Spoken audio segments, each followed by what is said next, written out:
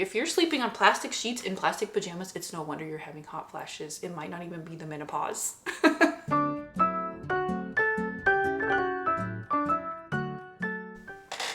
Hi there. I have a little bit of a PSA to share with you today and some solutions. Don't worry. But first, I'm filming in a different setting today. My chair is really creaky. This is my guest room. Remember these people portraits I made a while back? This is where they live now. It's very cute. I'm actually thinking about moving my sewing room up here, but I'll get to that at the end and maybe you can give me some advice.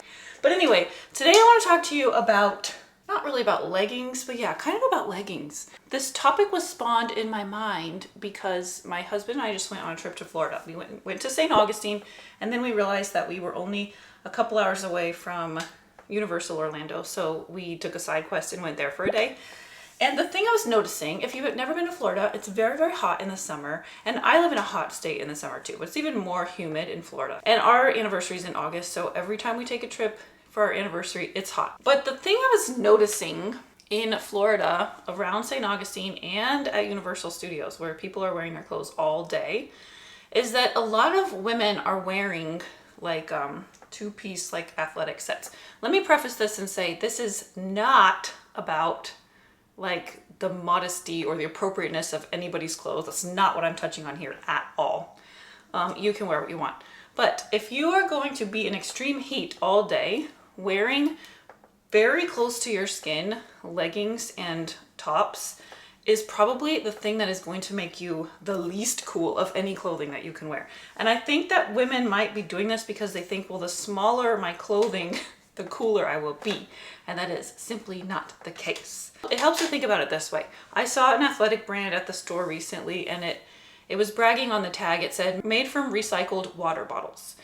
And so when you put on those leggings, which are 100% polyester, imagine encasing yourself in plastic because that's what it is. That's what it is. So I understand these clothes. I have some of these clothes for workouts. I work out in them and then I take them off. They're meant to be taken off. They're not really meant to be lived in. They are a breeding ground for bacteria and they're just making you hot. They never dry out. I don't know if you've ever had to keep on a sweaty sports bra for any period of time, but it's miserable. It does not get dry. This is my PSA. If you want to stay cool in hot weather, you need to not wear polyester. You need to wear these alternatives instead. And if you are going to wear workout clothes, make them loose workout clothes so at least some breezes can get through there, you know? Okay, so here are my alternatives. Here are my fabric choices for hot weather. In fact, these are my fabric choices for any weather. The crazy thing about natural fabrics is that they keep you warm or they keep you cool, depending on what you need them to do. It's kind of a miracle. Layla and I, when we were podcasting last year, we actually recorded a whole episode about polyester, the history of it. It's pretty amazing technology and how clothing has come along. And there is a place for polyester for sure. I'm thinking like men's baseball pants, you know, the stains will never come out if they're cotton, that kind of thing. And of course they can be really comfortable to work in. My workout shorts are polyester, but again, like I said, I don't keep them on. And when I'm going to be spending all day in hot weather, I choose these alternatives. So my number one choice is merino wool. I started buying merino, I don't know, a few winters ago probably, because I found a merino sweater, a Gap sweater at the thrift store. And I was like, what is up with this sweater? It's like the perfect airplane sweater because I'm warm. It's thin, so I'm warm. It's not like a thick sweater. It's very thin, but also I'm not getting hot. I'm not sweating once I'm on the plane and the AC's not running, you know? And like, what is this miracle of this merino sweater? And that's exactly what it is the merino. That's why this sweater was so comfortable in all weather. And so I started thinking, what else can I buy merino? And now I know a lot more about it. Now I have merino running socks, because did you know that cotton will, once it gets moisture into the cotton, it just sits in there and it will give you blisters on your feet.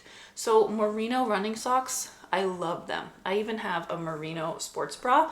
I can tell you the brand is called Brandwin, BRANWYN. So they dry out easier. I took that on a hike in our last anniversary trip. I felt much less sweaty the entire time.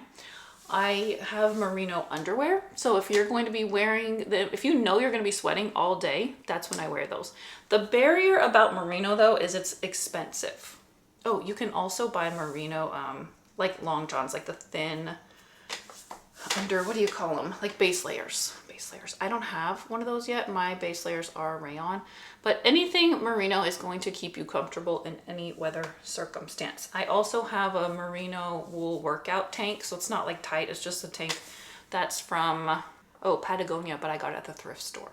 So the barrier to merino, like I said, is it's very expensive, but it will last forever. It will last forever.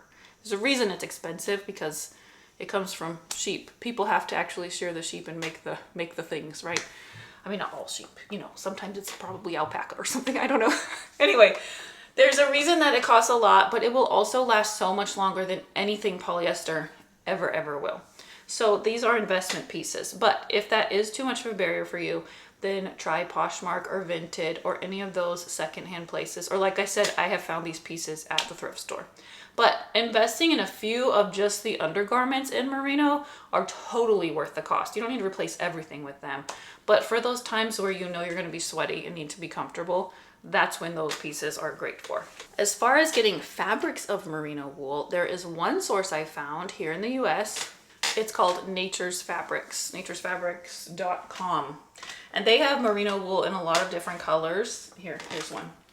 Bluebird superfine merino wool jersey. So this is a thin jersey knit, and it is $20 a yard, which is not crazy, because you can make a tank or a tee out of 1 yard, and that tee or tank would cost you $85 online. So that's an option if you cannot afford to buy any merino pieces, or if you're having a hard time finding them, or if you just prefer to make them. Okay, the second fabric I like is linen for hot weather. Of course, I feel like everybody at this point knows that linen is perfect in hot weather. The downsides to it are it stretches out throughout the day. So by the end of the day, when your shorts might have fit great in the beginning, at the end of the day, you're gonna have a real saggy bum in the butt. So, but linen, it's sometimes worth it. So comfortable, it's cool, it's breezy. If you're someone who doesn't like your legs out, then flowy linen pants are a perfect alternative to shorts. Much better alternative than leggings. Of course, you can find linen fabric everywhere. It's everywhere. Just start looking for it. Cotton linen blends are also nice. Rayon linen blends are really nice. We'll talk about rayon in a minute. And you can, I feel like this is a step in the positive direction. More stores, including like Target, are selling a lot more cotton and linen clothes.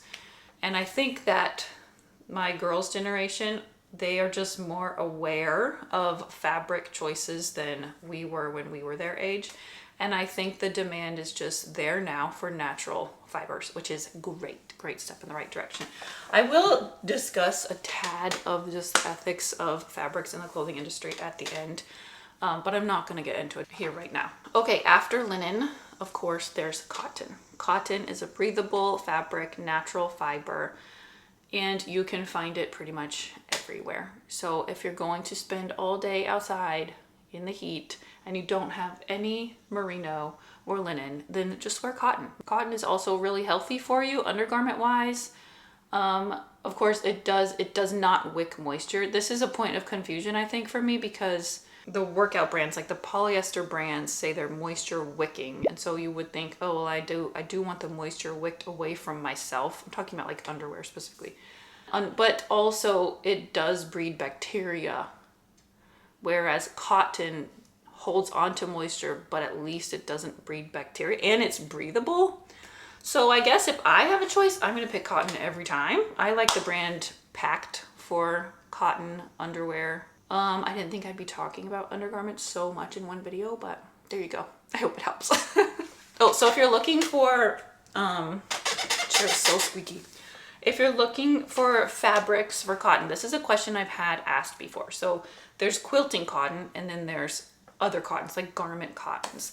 And so if I say to someone who's new to sewing, go buy cotton fabric, they might go buy like quilting cotton. That's a very thick cotton for the most part. So you want to look for things like cotton walls, cotton lawns, cotton poplin.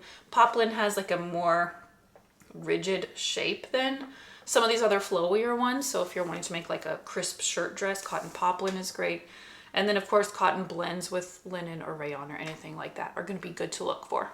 I even bought for my mother of the bride dress a cotton lace, and then I lined it with a rayon challis. So it's going to be so breathable. It's extremely comfortable. I know. So do you ever put on like a polyester dress and you feel like your body just like there's no airflow coming through at all? We had some friends visit in Hawaii when we lived in Hawaii.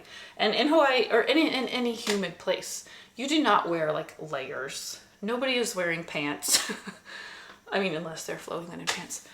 But it's just when you're so used to being sweaty all the time, you don't want to layer up. And this friend visited me and she's like, "Why am I so hot?" I was like, "We were wearing a polyester dress." Like it was flowy and she thought it would be cool, but it was polyester and the sweat was just dripping down her back.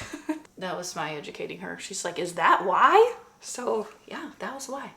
If you ever feel like you cannot cool down, if you're someone who's dealing with hot flashes, go see what your sheets are made of, and not just your sheets, but your pillows and your pillowcases, because that can make a huge difference. Oh, and your pajamas. Are you wearing satin pajamas? I put that in quotes because satin nowadays is mostly polyester, like those fancy satin PJs. Those are not silk, those are polyester.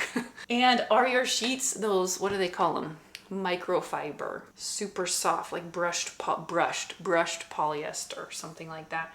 Those are just code words for plastic. If you're sleeping on plastic sheets in plastic pajamas, it's no wonder you're having hot flashes. It might not even be the menopause. Oh, speaking of buzzwords, have you ever seen the term buttery soft? Buttery soft is like the biggest red flag for 100% polyester that I've ever seen. Also the term vegan leather. How stupid do they think that we are? Vegan leather is plastic. Your feet are going to sweat. Didn't that MLM LuLaRoe, didn't they start the buttery soft leggings thing? I'm pretty sure they did. And this one time, I was taking adult ballet at the time, when LuLaRoe was really big, also still living in Hawaii.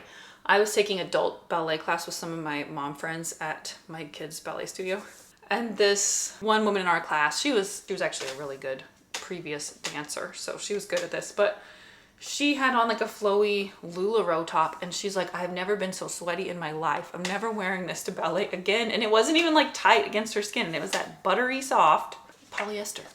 Okay, my fourth and final choice for fabrics for hot weather is rayon. Rayon has been a tad controversial among fabric purists because it's both natural and manufactured. It's very scientific, so I'm not going to get into it.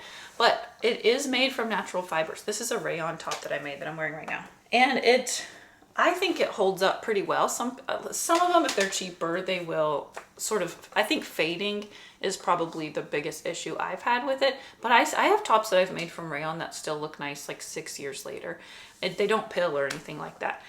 But it's very breathable because it's made from natural fiber and then it's manufactured into a fabric. It's kind of, like I said, hard to explain, but it is a breathable, cool fabric. So you want to look for like rayon challis, rayon linen. I do not like to sew with rayon crepe. I don't like how that feels.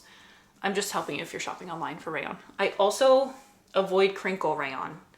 I have a Stitch Fix subscription. It's that service that sends you clothes to try on every month and you keep what you want. I'll put my little link to it down there. And every time they send me the cutest dresses in crinkle rayon and they shrink absolutely to oblivion. And I've even had them replace them once or twice because I'm like, I followed the instructions. All it did was get wet and now I cannot wear it anymore. So I just avoid crinkle rayon. It's also a huge pain to sew with because it grows and then when it gets wet, it shrinks so much. So anyway, I would avoid that.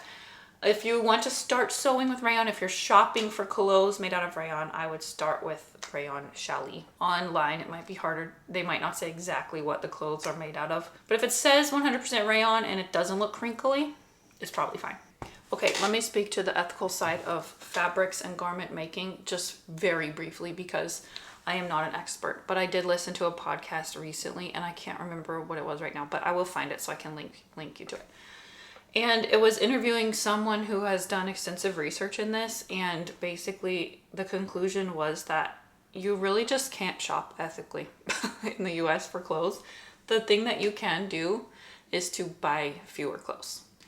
And that is the absolute most sustainable, ethical way of making sure that you're not contributing to the working conditions overseas or the working conditions right here in the US actually. So America's main problem here is their consumeristic mindset about clothing. So keep that in mind when you buy those expensive merino pieces, that this is something that's going to last me forever. Buy a classic style that won't go out of style. That plain black sweater I bought at the Goodwill, I've had it for years and it's still perfectly in style because it's basic, right? So try to think that way about when you're buying clothes, but also when you're making clothes. I think we can also, just because we're making it doesn't mean we're not over consuming it, you know? Okay, so anyway, I hope you enjoyed that little PSA and that it was helpful. I'm not trying to criticize anybody. If you love your polyester clothes, you go ahead and do what you want. If you want to wear those legging sets, wear them, it's fine. But if you're uncomfortable, that might be why. Okay, so anyway, let's talk about this room that I'm in right now. This is the option I had when we moved here for my sewing space. But the downstairs sewing space is so much bigger, but it doesn't have any windows. And so I thought to myself, I'll stay down there. And then when Natalie gets married and we will still have a guest room over there, maybe I'll move up here. And her room actually is a little bit bigger, but the window is set back into like a dormer. So the rest of the room doesn't get a ton of light.